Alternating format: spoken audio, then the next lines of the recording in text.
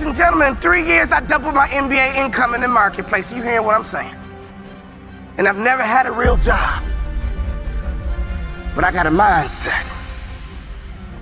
Lesson number one. For you to get to that next level, here's what you need: information. You need to get information. No offense, I don't even watch TV. CNN don't pay my bills. Okay? Power don't pay my bills. I don't even watch TV. I might catch a sporting event. Or don't get mad about a football game. I love to watch football. But I don't watch TV. Why? It's unproductive in my opinion. I get 24 hours a day just like Bill Gates. I get 24 hours a day just like Beyonce and Jay-Z. You get 24 hours a day, ladies and gentlemen. What do you do with your 24 hours? You need to get more information. In our coaching program, all we do is drop content nonstop. And people are like, wow, I didn't know that. Wow, I didn't know that. See, you don't even know what you don't know. How did you let me come from behind and clip you? Do you guys know the studies show the better we look, the more money we make? Which means your website should pass the eyeball test. Your truck should pass the eyeball test. Your people should pass the eyeball test. You should pass the eyeball test. Everybody in this room has a promised land somewhere, but you can't be stuck on the city you like. You gotta hear God and go to your promised land. Your promised land might be Utah. Your promised land might be Minnesota. Your promised land might be Wyoming. Hear me clearly. You better use your money to get information and access, and you better be flexible, because a real shark is flexible. Can we stop fronting and get real about this thing? And if I can do it, you can do it. I knew nothing about life. I knew nothing about business, but I had the right mindset, and I learned it through sports. And y'all gotta hear my story so you understand. I didn't even start on my college basketball team. I came off the bench. At the University of Minnesota, I came off the bench. But in my mind, you can bring me off the bench, but I'm an NBA ball player when you get through talking. When you get through, I'm an NBA ball player. And that's why I would walk around and say, you can't check me. You can't check me. You can't check me. If I was you, I would walk around every day and say, I'm a millionaire. I'm a millionaire. I declare it right now. I'm worth millions. I'm worth millions. I will receive my salary right now, but I won't accept it as my value. So whatever you receive right now, receive it, but don't you accept it as your value. Because there's more out here for you if you change your mindset.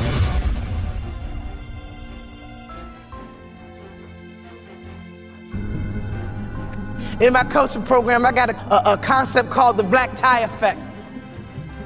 Oh, I wish I had more time. It's called the black tie effect.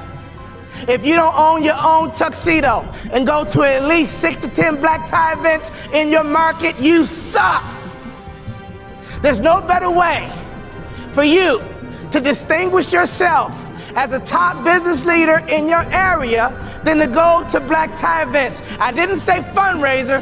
Black tie events attract the top businessmen in your area. And what happens at a black tie event? You sit at a table, and in America we ask 2 questions. What are those 2 questions? What is your name? And what do you do? What is your name? And what do you do? What would happen in your local marketplace? You became known as a philanthropist. What would happen in your local marketplace? You were known as being charitable. What would happen in your local marketplace if all the other business owners who are highly successful not only know your company, but they know you personally? Can I ask you a question? How many black tie events do you go to? When I stopped playing basketball, I had no money coming in. And all I would do is go to black tie events and be around highly successful people. And I would sit at the table. They would ask me my name. And the second question, I was waiting for it. But what do you do? Well, I'm a former NBA player, but now I'm a motivational speaker. And at those black tie events, you know, they attract not only successful business people, they attract the good guys too. See, snake business guys who only care about money, they don't go to black tie events. People who go to black tie events care about their community. People who go to black tie events make a difference in their community. Let me tell you something. I noticed right away at the black tie events, these were the successful people that I wanted to know. And I began to build leverage. I began to build a brand by building relationships with the top business people in my community because I was willing to go to black tie events. There's nothing more important you can do, business owner, than to buy you a tuxedo and go to black tie events, because everybody in the building is going to ask you your name, and they're going to ask you what you do.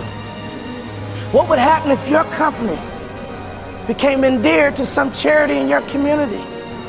Ladies, what better way is it to build the culture? Some of you wives, why don't you drive this? He's busy trying to make money. You drive the charity. You find the organization, and you make sure that your company is synonymous with some philanthropic area in the community. There's nothing better than changing a life. There's nothing better than blessing somebody who's less fortunate. I made a commitment of lifting the spirit of people who were trying to get to that next level. Start your business with charity. There's no better methodology than that. Never forget this. All great brands are built on passion. So before you build your brand, it's not about the color. It's not about the font. All great brands are built on passion. So can I ask you a question? What are you passionate about? See, if you're not passionate about anything, your marketing is going to be ho-hum as well. Does that make sense? You can't build a great brand without passion. Let's take a look at Nike. Phil Knight built Nike and the brand out of passion. He loves to run, and he couldn't find good running shoes. So he said, well, I'll just start a company and make some myself, because a good runner needs to have good shoes. He's built an international brand based on passion. If you want to be a millionaire, you got to think like $1 million person. You can't fake this thing. Y'all hear what I'm saying? You gotta be legit in this game. You can't fake it to the NBA. You gotta be able to ball out. You gotta be able to hoop. You gotta be legit. And in business is the same way. You gotta be legit. So take your money and get some information in your head, and then take some money and get access. I got 3 kids, and this is why you gotta get access, so you can make life easier for your kids. Well, ain't nobody do nothing for me. Oh, your mindset is jacked up. Ain't nobody do nothing for me, so I ain't gonna do nothing for my kids. You ain't thinking about your legacy. Right now, it's like a track meet. You're running a 4x1 100-meter dash. 4x1, and your baton is in your hand. And let me tell you something. I want you to run as strong as you can, as fast as you can, as hard as you can, and one day you're gonna get old. One day your knees gonna buckle. And your son gonna be right behind you. Your daughter gonna be right behind you. And at a track meet, they yell, stick. And you gotta make a successful handoff to the athlete in front of you. And that's your son, that's your daughter. So can you do me a favor? You gotta get on that track and run, because the baton is in your hand right now. And to me, 50 grand ain't enough to live your dreams. To me, 80 grand ain't enough to live your dreams. Who's trying to live in that big house? Who's trying to live in that big car? Who's trying to retire with some real money in the bank? Ladies and gentlemen, you guys know the average American only has $1,500 in savings? You're a car accident away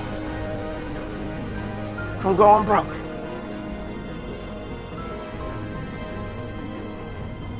Hear me closely. Don't sell product. Sell hopes and dreams. Don't sell product.